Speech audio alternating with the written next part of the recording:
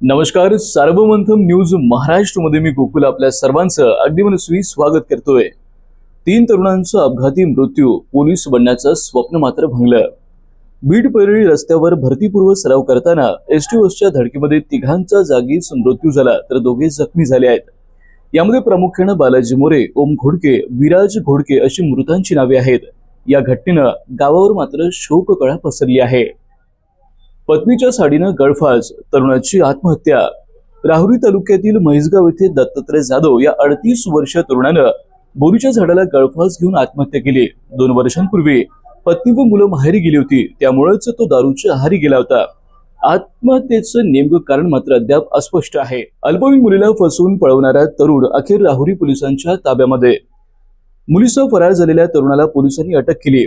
धक्कादायक म्हणजे अपहरण झालेली मुलगी गर्भवती असल्याचं उघड झालं।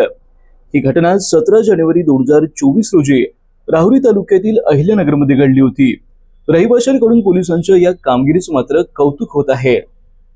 उपमुख्यमंत्री अजित पवार यांची बीडच्या पालकमंत्री नियुक्ती होताच संतोष देशमुख हत्या प्रकरणामुळे राजकीय वातावरण आता चांगलंच तापायला लागले।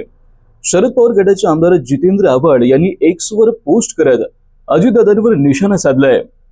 पुण्याच्या पालकमंत्री पदावर मकुकाच्या आरोपीला वाचवलं होतं, तशी कृती बीडमध्ये करू नका अशी त्यांनी उपरोधिक टिप्पणी केली आहे।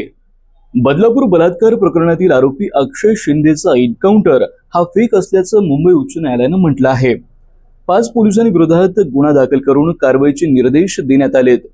अक्षय शिंदेच्या कुटुंबियांनी दाखल केलेल्या या याचिकेवर न्यायालयानं हा निर्णय दिलाय। पिंपरी चिंचवडमध्ये एअर होस्टेस तरुणीवर अत्याचार घडल्याची धक्कादायक घटना घडली। आरोपी विजय आबासाहेब शिंदेनं पीडितेच्या प्रेमाच्या जाळ्यात ओढून खासगी फोटो आणि व्हिडिओच्या आधारे ब्लॅकमेल केलं।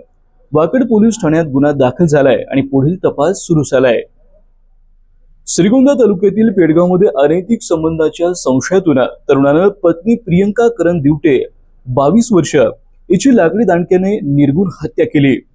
हल्ल्यात पत्नीला मारताना आई आयशा नवनाथ दिवटे वय 45 वर्ष देखील जखमी झाल्यात। पोलीस ठाण्यात हजर होऊन गुन्ह्याची अधिक माहिती त्यांनीच दिली। पोलीस अधिक तपास सुरू करत आहेत। अहिल्यानगर जिल्ह्यात शस्त्र परवान्यांची संख्या आता वाढली आहे।